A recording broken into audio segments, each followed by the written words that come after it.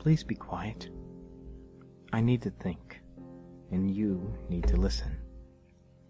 Turn off the lights and try to be quiet. These thoughts have been swirling around in my head for days. People say I'm paranoid. They say these thoughts aren't healthy. They say I need to take the medicine and make them go away. I don't believe them. Just because you're paranoid doesn't mean they're not after you. Have you ever noticed that the things that scare us all share common characteristics? Pale skin, dark sunken eyes, elongated faces, and razor-sharp teeth. These images inspire horror and revulsion in most people, and with good reason.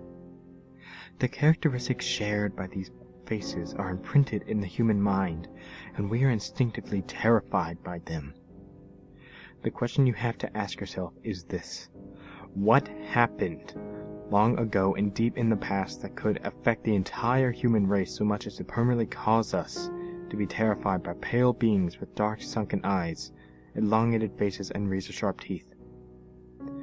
Just be careful out there.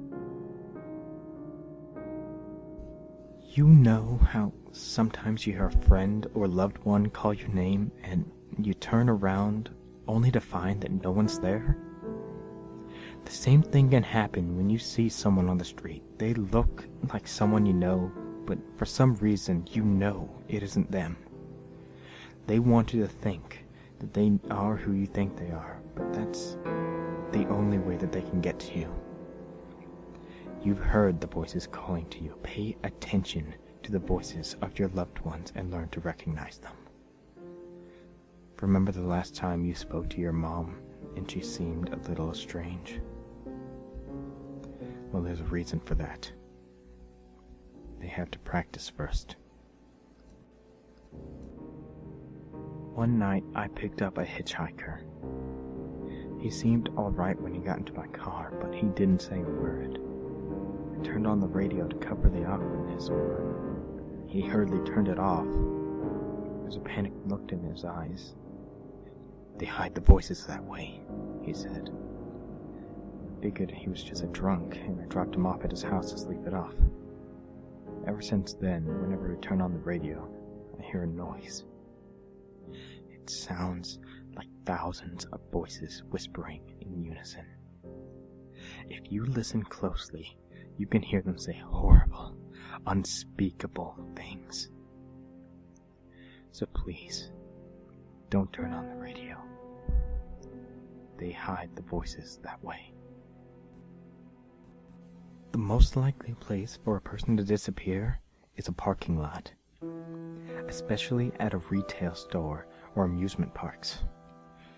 It's not always a kidnapping, although that's what the owners like to say.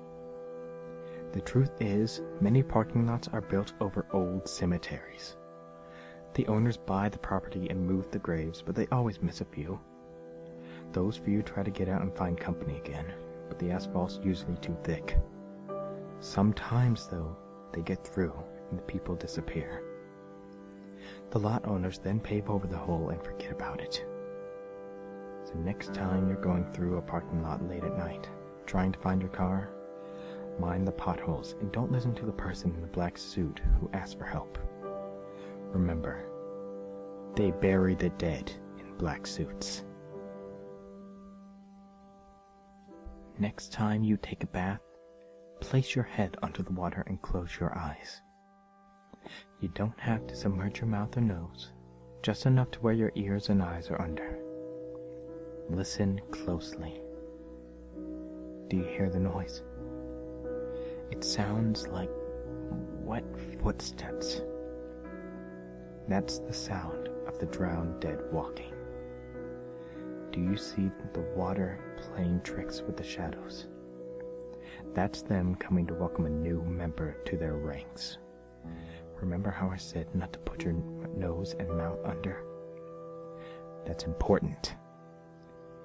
After hearing them in the water once, you'll hear them all the time. But don't worry. That sound you just heard, like wet footsteps behind you, and that strange shadow from the corner of your eye, That's just them checking on the next person to join their march. I stopped riding the night I fell into the swamp. I saw something. I'm not sure what it was, but it scared me. My memory of what happened that night is long gone, but I recall waking up in the swamp. I could feel myself being dragged down into the muddy water, and there was nothing to stand on. The police took me to the hospital, and then they sent me to a mental facility for a few days. The doctors tried to give me medicine, and I pretended to swallow it, but I spat it out. I wasn't ill. Something happened to me. I believe that now more than ever. For days afterwards, I can see myself, rotted from the bog, but still alive. They changed me somehow, and I know they'll be checking on me. I'm writing now to let you know that something's wrong. I've been having the strangest dreams. I went back to the swamp last night, and I found one of my shoes lying in the mud. The strange thing is, when I was taken to the hospital, I still had both shoes on.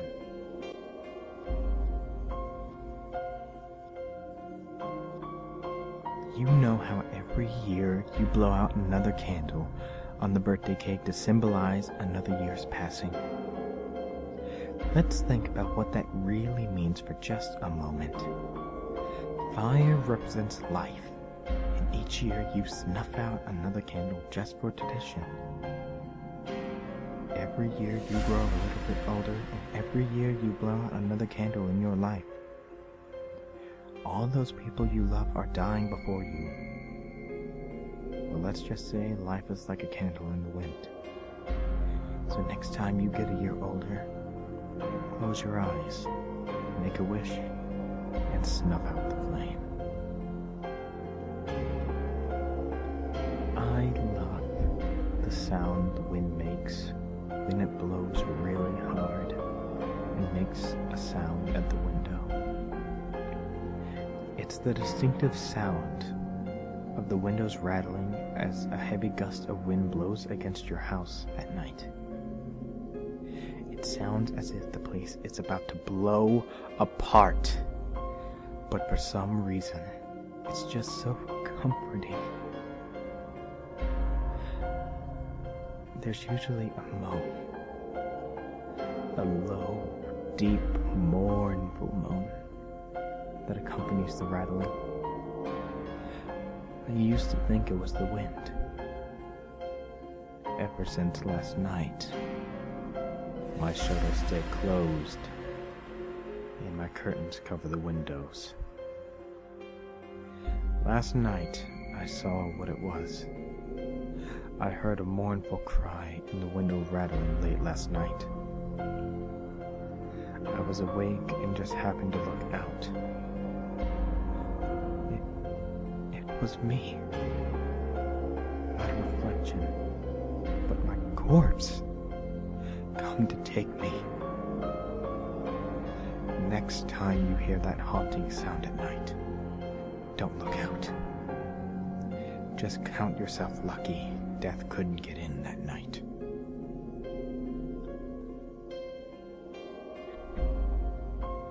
I see my mother in the window. She waves and beckons for me to go with her. I hear her in the hallway. She doesn't sound the same and she smells like rotting meat. I see my mother in the mirror. Her eyes are gone and her soul with them. She tells me I have to turn off the lights. She says if I can turn off the lights, then I can go with her. If I turn off the lights, then we can find more friends. I love my mother, and I want to make her happy. Lights out. Night, night.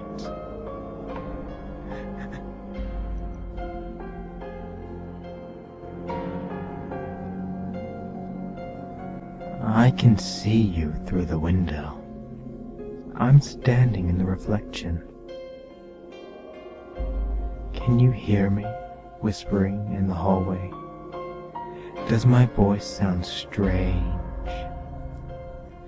Do you see my shadow move near you in the darkness?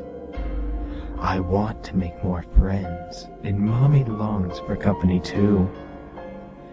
I hear you coming, walking in front of the mirror with the lights on. I wave, but you can't see me. Turn the lights off, then we can play. You can see the dark pits where my eyes were. My soul left with them. Did you hear that? That was my scream, pleading for you to turn off the lights. When we play together, they'll see you in the window. You remember how you used to be so scared when the lights would go out and the shadows would play tricks with your mind? The way every blow of the wind was a breath from something evil and malevolent, and every thump was a step of something getting closer and closer. You would call out for Mommy and Daddy, and they would reassure you that you were safe, and they wouldn't let anything hurt you or get you. Well, I was just remembering that too. I can't wait to come creeping for you again at night. My every step a loud thump in your closet, or maybe a quiet creak in the hallway.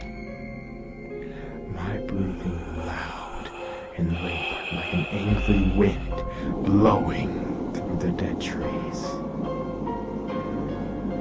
And I almost forgot. Your Mommy and Daddy aren't around anymore.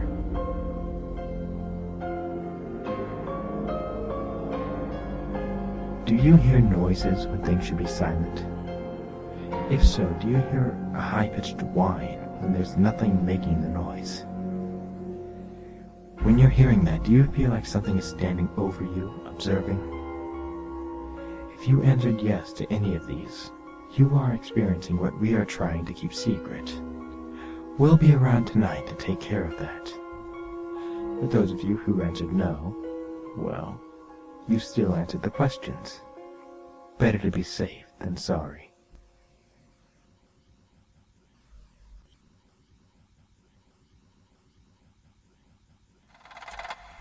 You know we're always watching, right? You listen to this, and it seems just like random thoughts. But we just have to let you know we're here. We see where you sit, blinded by the glow of your monitor from the rest of the world around you. And that's what we want. We are the creak in the floor. As if someone was tiptoeing through the hall. Just the house settling, you say, happens all the time. We were that quiet knock at your window. Just the wind, just the wind. It's okay. We don't want you while you're awake. We wait until you're asleep and we mock you with our slack jaws. We laugh at you through vocal torts, dry with the blood of throats slit long ago. We kiss you with our decaying mouths and hope you don't wait to see us there. There have been times we have woken you and we slither across the room and hide in shadows until you convince yourself it was just a dream. We wait for the night that your lifeless body would dance with us, ripping yourself to fight rigor. Until then, we will infest your sleep and lay eggs that will hatch into nightmares. Sleep well.